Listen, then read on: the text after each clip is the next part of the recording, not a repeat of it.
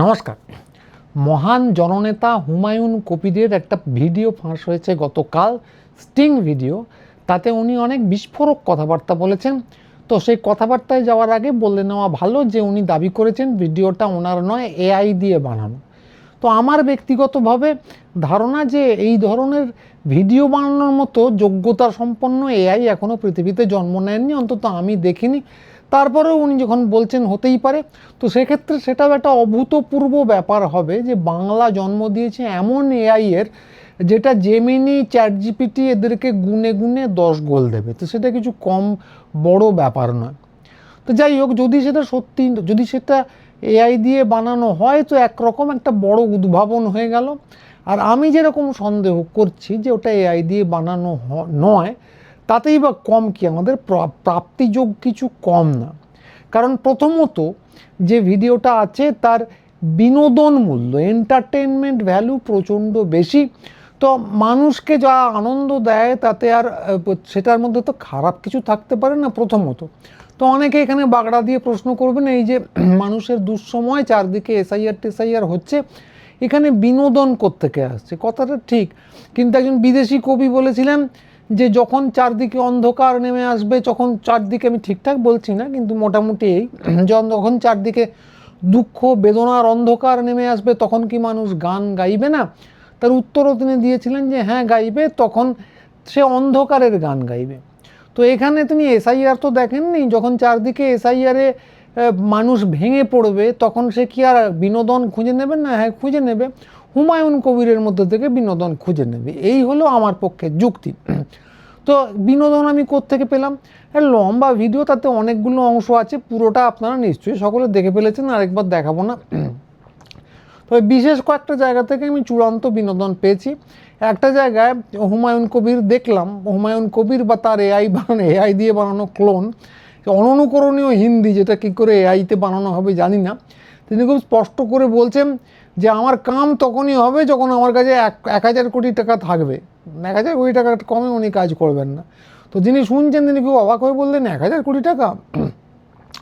তো হুমায়ুন বা তার ক্লোন তিনি বললেন যে শুধু তাই নয় আর কি, মানে আপনার কাছ থেকে যেই 1,000 কোটি টাকা চাইছি আমি কিন্তু 300 কোটি টাকা রেখে দেবো, বিহারের নীতিশ কুমার ঠিক যা করেছিল। তখন যিনি শুনছেন তিনি বললেন হ্যাঁ হ্যাঁ ঠিকই বলেছেন, তাছাড়া মুসলিমরা তো খুব ভোলাভালা সাদাসিধে প্রকৃতির হয়। তো সেই শুনে হুমায়ুনের ক্লোন হাসতে হাসতে বললেন যে হ্যাঁ, ওদের বোকা বানানো তো খুব সহজ কাজ। আজকের দিনে 100টা মুসলমানকে আমার ব্যাপারে খারাপ কথা বলে দেখুন, ওরা আপনাকে মেরে দেখে নেবে। তো ওই ব্যক্তি আবার বললেন হ্যাঁ, আপনি মুসলমানদের ইমোশনটা কিন্তু ঠিক বুঝে ফেলেছেন, বাবরি মসজিদের পুরো ইমোশনটা বুঝে ফেলেছেন আপনি।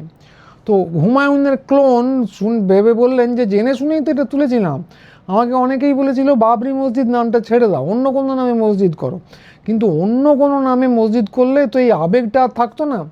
তো এইখানে উনি খুব স্পষ্ট করে, ওনার ক্লোন খুব স্পষ্ট করে কী করে সংখ্যালঘুর আবেগ নিয়ে ছিনিমিনি খেলেছেন, খুব বড়াই করে বুক ফুলিয়ে বললেন এর বিনোদন মূল্য নেহাত কিছু কম না। তাও অবধি একরকম ছিল।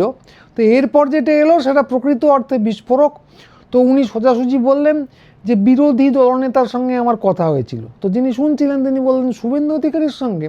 তো হুমায়ুনের ক্লোন বললেন হ্যাঁ, শুভেন্দু অধিকারী বলল আপনি দিল্লি যান 22 তারিখের পর, আমিও যাবো, আপনার সঙ্গে আলাপ করিয়ে দেবো, সেন্ট্রাল লিডারশিপের সঙ্গে কথা বলিয়ে দেবো। তো ওই মোহন যাদবজি আছেন না, আমি হুবহু বলছি না, মোটামুটি এইরকমই, মধ্যপ্রদেশের মুখ্যমন্ত্রী, ওর সঙ্গে আমার কানেকশান থেকে গিয়েছে। যে পিএমওর সঙ্গে কথা হয়েছে আমার, উনি বলেছেন আমাকে যে আপনার সঙ্গে কানেকশান রাখতে। তো পিএমও অবধি চলে গেছে ব্যাপারটা, ভাবুন, পিএমও মানে প্রধানমন্ত্রীর দপ্তর, খাস দপ্তর। তো সে শুনে ওই ভদ্রলোক, মানে যিনি শুনছিলেন তিনি খুব অবাক হয়ে বললেন মধ্যপ্রদেশের মুখ্যমন্ত্রী আপনার সঙ্গে কথা বলেছে? তো হুমায়ুনের ক্লোন বললেন হ্যাঁ হ্যাঁ বলেছে।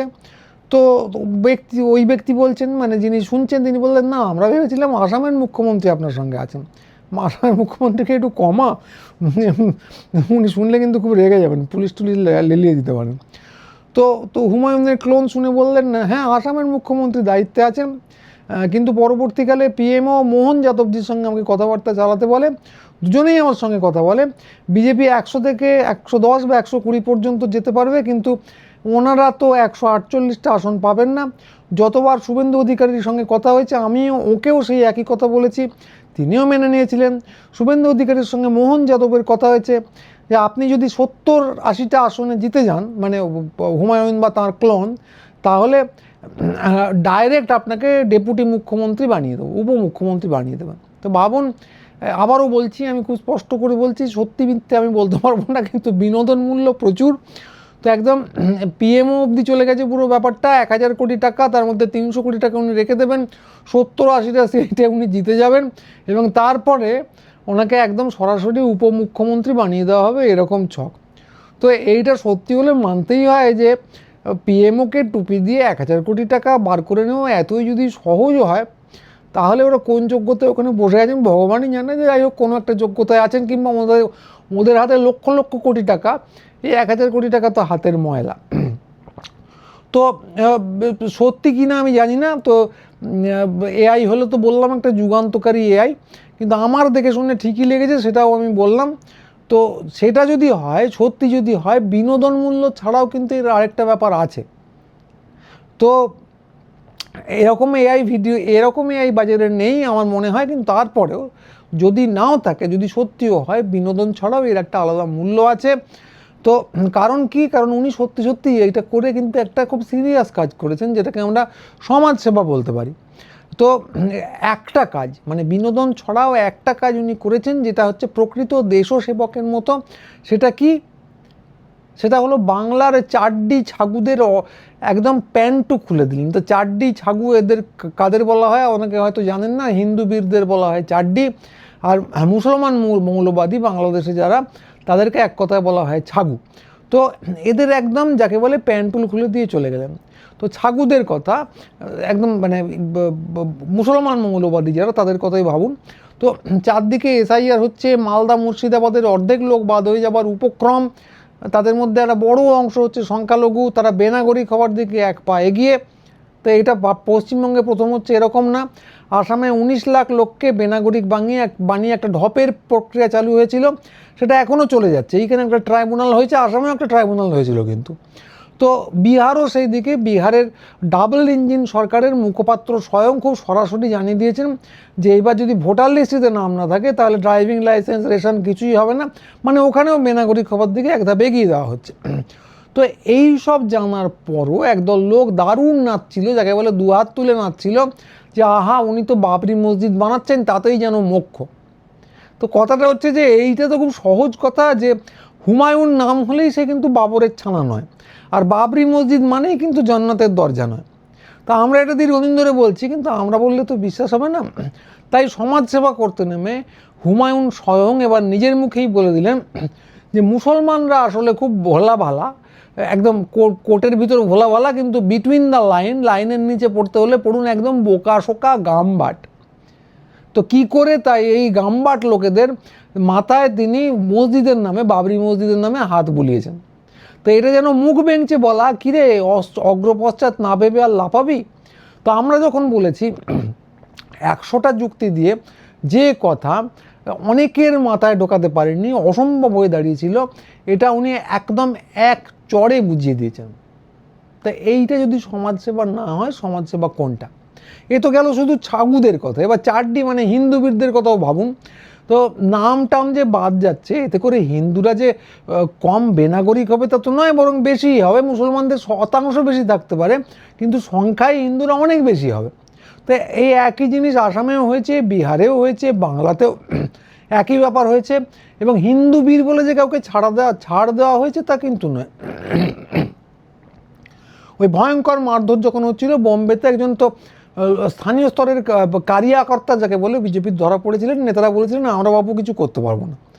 তো ছাড় দেওয়া হবে না হিন্দু বীর বলে, এটা হিন্দু বীররা শুনে রাখুন কিন্তু। এবং এই তালিকাটাই যে শেষ, আপনি বেঁচে গেছেন মানে চিরতরে বেঁচে গেছেন তা কিন্তু নয়, এরপরেও আরও তালিকা আসতে পারে। তো শোনাই যাচ্ছে এখন যে বিচারকদের তালিকায় নাকি কমিশন খুশি না।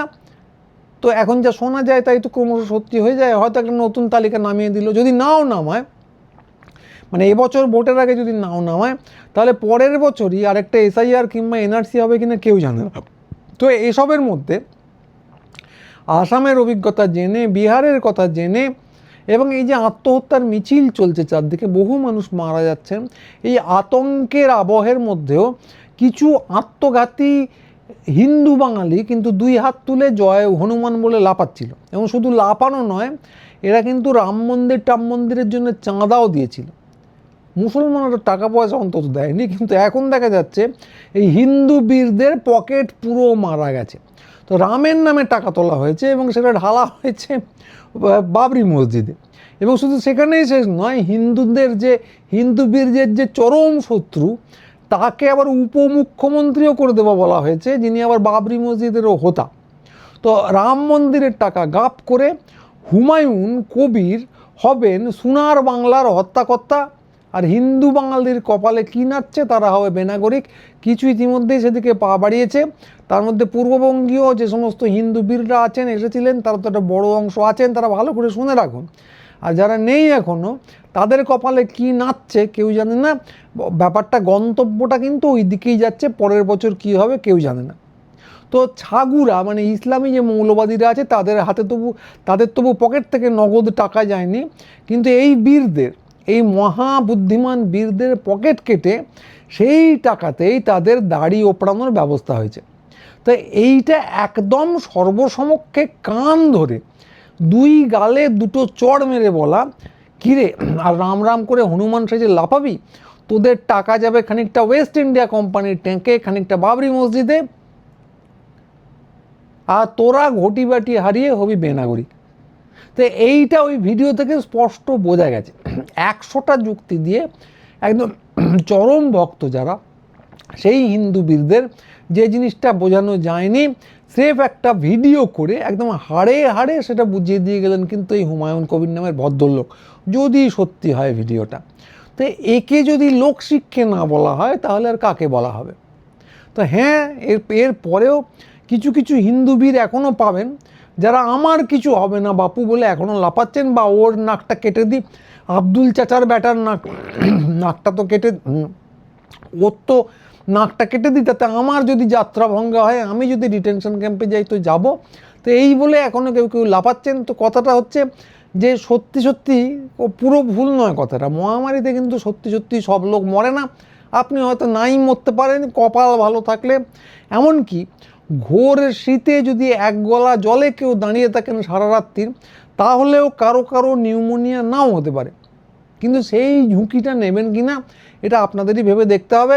তো পরে আমাকেও দোষ দিতে পারবেন না, হুমায়ুনকেও দোষ দিতে পারবেন না। উনি যথাসাধ্য করেছেন, বস্তুত সাধ্যের অতিথি করেছেন। নিজের নাক পুরো কেটে ফেলে এইভাবে লোকশিক্ষা দিতে কেউ পারেনি। ধরুন পথের দাবির সব্যসাচী, সে প্রচুর লোকশিক্ষা দেখে দিয়েছে, আত্মত্যাগ করেছে, কিন্তু নিজের ইমেজটি, ভাবমূর্তিটি বাপু অক্ষত ছিল। ঠাকুর শ্রী শ্রী রামকৃষ্ণর কথা ভাবুন, অনেক কিছু বলে গেছেন, কিন্তু ভাবমূর্তি ক্ষুণ্ণ হবে এরকম কিছু বলেননি। এরা আমিত্বের উপরে উঠতে পারেননি, ভাবমূর্তিটাকে সবসময় রক্ষা করে গেছেন। তো যতই জ্ঞান ঝাড়ুন, ইমেজটা সবার উপরে ইমেজ সত্য, তাহার উপরে নেয়, এইটা কিন্তু ওরা সবাই বজায় রেখে গেছে।